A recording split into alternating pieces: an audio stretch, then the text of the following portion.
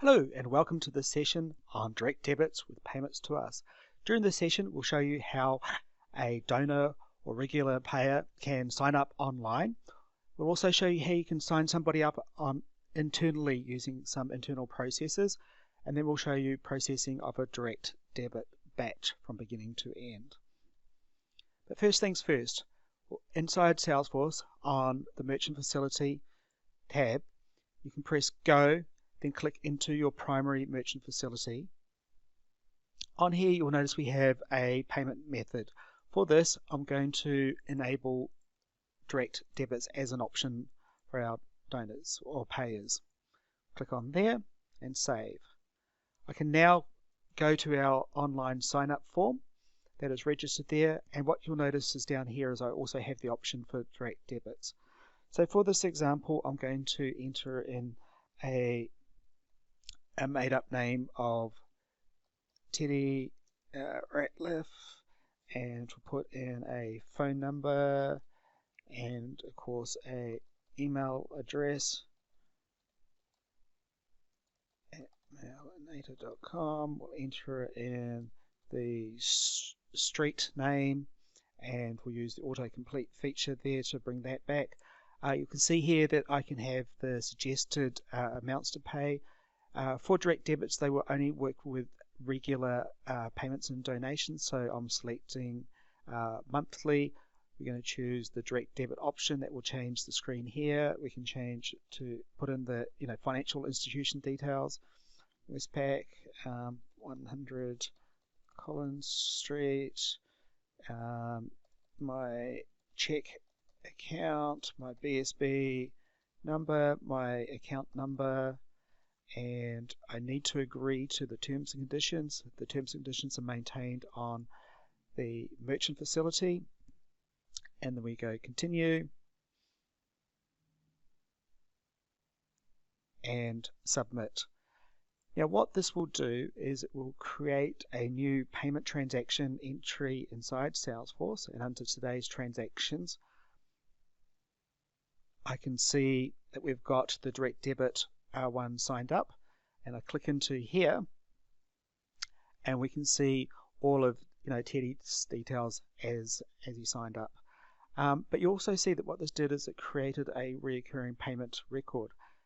So I could go into Teddy, scroll down and see the recurring payment record. I can go directly here. So if we go to the recurring payments tab at the top here, you'll see it's linked to that merchant facility, it's linked to Teddy. We've got the frequency here of monthly, the payment date. The next payment date is actually filled in, but the difference between the direct debits and the online credit card processing form is this one is not immediately marked as active. Now what would happen here is Teddy would have got a email that is a templated email that you can amend to put your own requirements as dictated by the bank. That would include some extra things to prove that Teddy would need to prove that he actually owned this bank account, and all of those other details are as set out by your bank. Once you have those all returned back, you simply then just change the account name, the account status to being active, and then this will make it active and will be available for the next banking run. Okay, so that was somebody sign up online. If you have a process where people fill in a direct debit form, they provide all the proof and things like that, and you want to set them up inside Salesforce, all you do for that side of things is you come into the global search, you enter in the person's name. I'm just going to choose Kate. You click into into the contact detail. I'm clicking into Kate Elroy. You scroll down the screen to where it has the recurring payments entry. You go new recurring payment. This time you will choose direct debit as the record type. You go continue. You will enter all of those details here as well. You can make it active from straight away. You can link it to, or you need to link it to the merchant facility and to the payment form inside here. You need to put a suggested well, you should put a next suggested date. You need to put the frequency. We're going to make this monthly. The amount is going to be $100, and we need to enter in the, the bank name, the BSB number, and the account number, and then that would register Kate for inclusion in the next direct debit run. Okay, now we've got a couple of people that are in the system and they have a next payment date which is on today's date or put before today's date. What would normally happen is a background process that is on the merchant facility would be set up and would run automatically each day. Now I am in a test mode, so you can click on the run now in test mode, but please wait for the processor to be started and run automatically in normal production environment. So what we do to run a direct debit batch is we come across here and we click on the direct debit batch. We create a new direct debit batch inside the system, and this is like creating, say, like an Excel spreadsheet for a list of people making payments today or donations. We need to select the merchant facility and we need to select the recurring payment form. Okay, the other details can be left as blank. So this is like creating a new batch. Now within that batch, what we would like to do is now associate a number of people with that batch. To do that,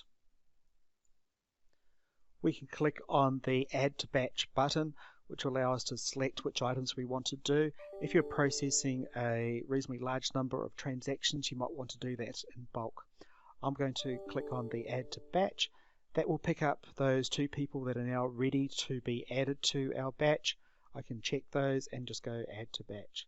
So step 1 is simply associating people with that list of people that are going to be processed this time.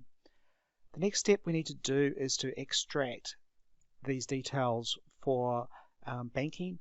We would have previously set up all of our direct debit details on the merchant facility. This processor will go through all of those transactions and will create a file called a Australian Banking Association file or an ABA file, and that will be attached to the direct debit batch. That is in a specific format that is required by the banking, and from here you can download this file and then upload it to your internet banking or your direct debit processor, and that file will then be transacted. Now what will happen is the online direct debit processing or your internet banking will process those transactions. Now some people will be in error because they haven't got funds, perhaps they're deceased, or they've closed their bank account. You can click here and mark those that are in error. You can go into another screen here for marking those in errors as well.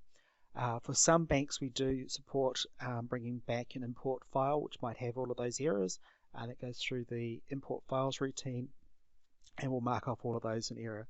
Once the batch is complete, then you can close off those transactions by simply going mark as complete, or you can go bulk mark as complete, and that will close off all of those that were not in error. You select close complete and submit the bulk close complete. That will process, and by the time that is processed, that will mark them as complete. That contacts recurring record will be updated as that payment has been successful, and then they'll be ready for charging next time. If the transaction was in error, then it will get retried in the next direct debit batch process run. Thank you for listening to this overview of direct debits with payments to us. Of course, there is more information available in our user guides and user manuals, which are located off our website underneath the frequently asked questions.